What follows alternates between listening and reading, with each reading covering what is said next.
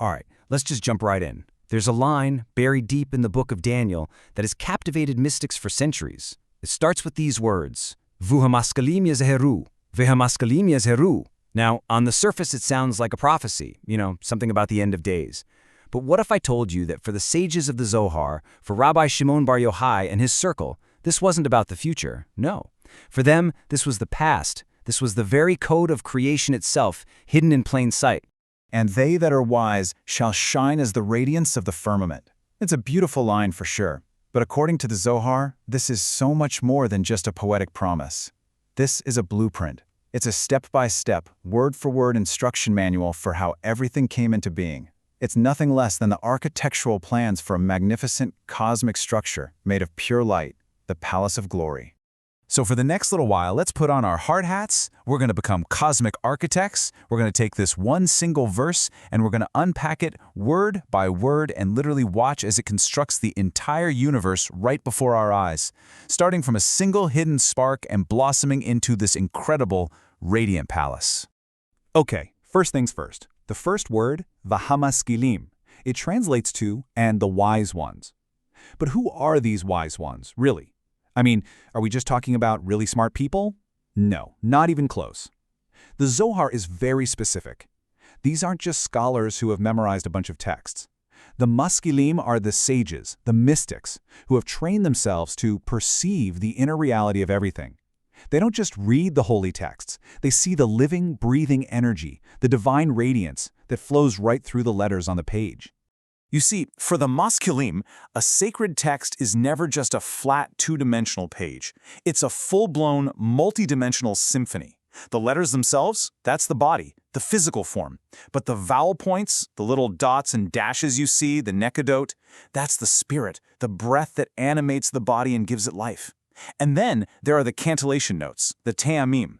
That's the soul itself, the driving force, the rhythm, the deep emotion that directs the entire flow. The Maskilim, well, they're like the master conductors of this cosmic orchestra. They hear the whole symphony, not just the individual notes. So now we know who the architects are, these master conductors. Let's get to the main event, the action word. Yazhiru, yazhiru, they shall shine. And I have to tell you, shine is a pretty weak translation. This isn't a passive glow, like a light bulb. The Zohar describes this as an active, powerful, almost explosive process of emanation. This is the verb that kicks off all of creation, and it all starts from a single, hidden, infinitesimal point. I want you to picture this. Try to see it in your mind's eye, like a 4K movie. First, there's nothing, a complete void. Then, a single hidden point appears. It contains all the potential of everything that ever was or will be compressed into, well, into nothing. And then, yaziru, a silent, slow-motion explosion. A burst of pure, undifferentiated white light. This is the Zohar, the radiance itself. But, and this is the key, this light isn't chaotic. It immediately begins to self-organize. Waves and streams of this radiance begin to weave together, solidifying into shimmering walls, luminous pillars, and vast chambers, forming a magnificent, living palace of light, the Haikal. And this brings us right to the next phrase in the verse, as the radiance of the firmament, Kazar Harakia. Kazar Harakia. Now when we hear firmament, we think of the sky, right? But here the Rakia is something much more profound. It's not a thing in the universe, it's the very structure of the universe that emerges from that flowing light. It's the canvas that gives that formless radiance a container. It's the grid, the framework, the operating environment where reality can actually begin to take shape. So we've got this incredible cinematic birth of a palace of light. It's beautiful, it's poetic, but the mystics are adamant. This is not just a pretty story. It's not a random light show. Underneath it all, there's a deep, precise, underlying logic. There is, for lack of a better term, a cosmic technology at work. And this is what they call the Sud, the secret level of understanding.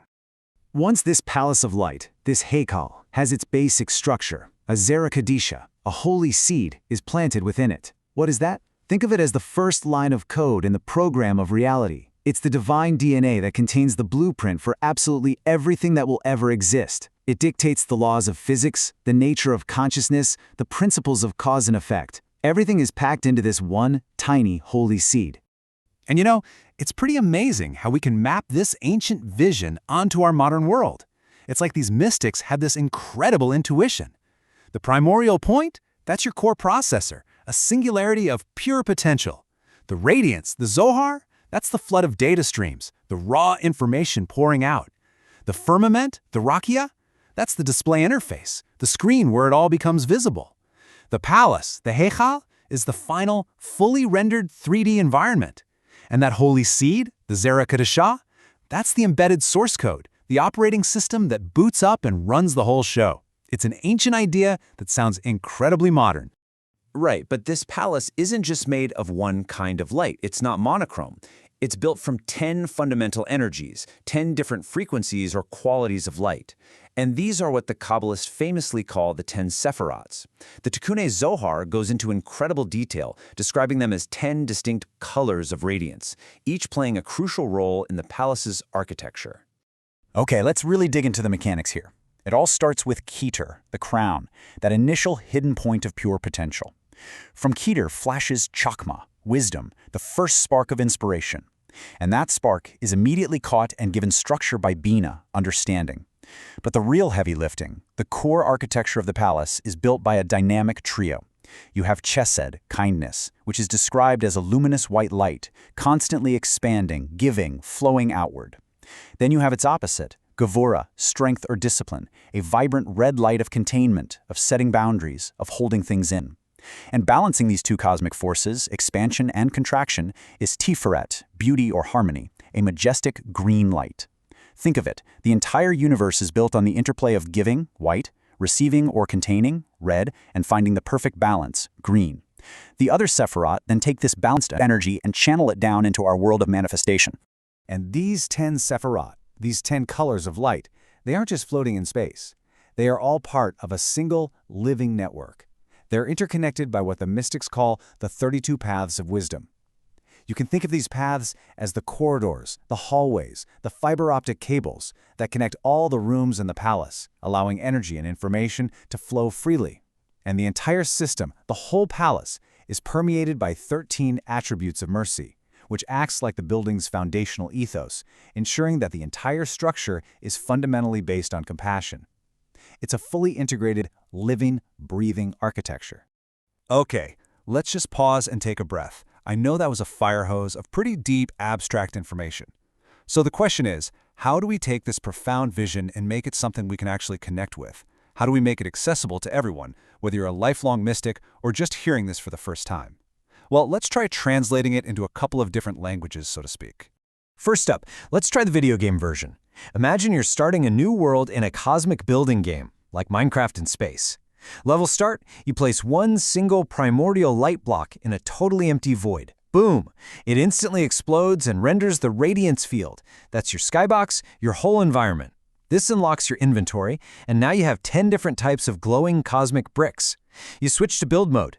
You use the white kindness bricks for infinite expansion to make your world bigger. You use the red strength bricks to build strong walls and define specific areas. And you use the shimmering green harmony bricks to build a beautiful central castle. What's your main quest? To use all the bricks to build a balanced, fully powered palace, which then brings your entire world to life.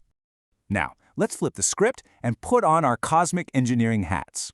It's absolutely stunning how the language of modern cosmology gives us these incredible parallels. Keter, that primordial point, that's a singularity, a point of infinite energy density right before the Big Bang.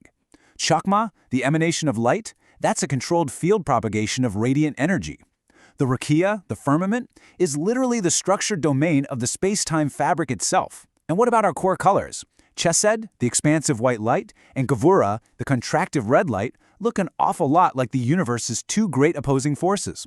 Dark energy pushing everything apart, and gravity pulling everything together. And Tiferet, that green harmony, that's the beautiful result of their balance, the emergence of ordered systems like stars, galaxies, and eventually life.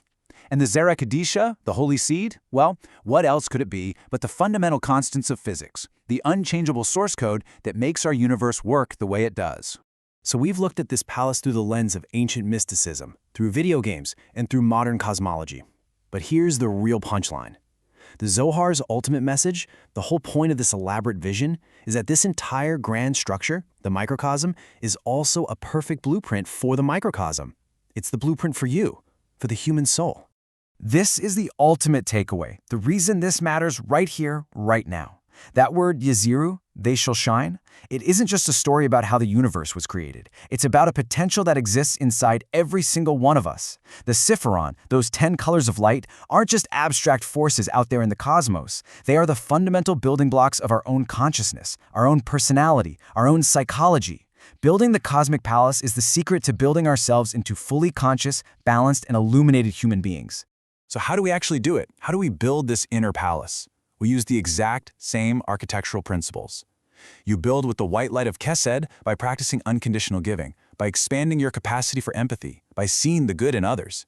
You build the strong walls with the red light of Zohar by setting healthy boundaries, by practicing self-control, by knowing when to say no to protect your energy. You find your central pillar, your Tiferet, by learning to balance that giving and that containing, creating inner beauty and integrity. And finally, you channel all of that balanced character through Yesod, the foundation, turning your inner state into real, meaningful, positive action in the world. You see, the creation of this palace of glory isn't some dusty old story about something that happened once billions of years ago. It's a dynamic, living process that is happening right now inside of you. So the real question for all of us is, which color of your inner palace will you choose to build with this week? Thank you for joining us for this complete journey through the Pardes. We hope these ancient truths help you and your family improve your own dimensions this week. If you enjoyed this full chapter deep dive, please like, subscribe, and share which part of the journey touched your soul in the comments. We'll see you in the next chapter.